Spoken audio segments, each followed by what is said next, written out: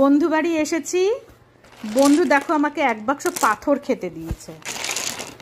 পাথর কেউ কাউকে খেতে দেয়? আমার বন্ধু খেতে দিয়েছে। এটা নাকি চকলেট।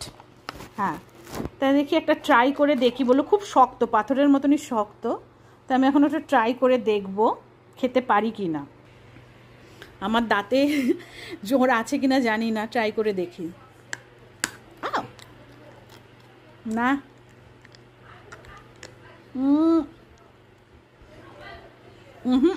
না, আমার জন্য না। আমি ভেঙে দেখাতেও পারলাম না। আমার দাঁতে সত্যি সত্যিই পাথর। ও না, একটু ক্র্যাক হয়েছে, একটু ক্র্যাক হয়েছে, তাহলে হয়তো ভাঙবে। দাঁড়াও।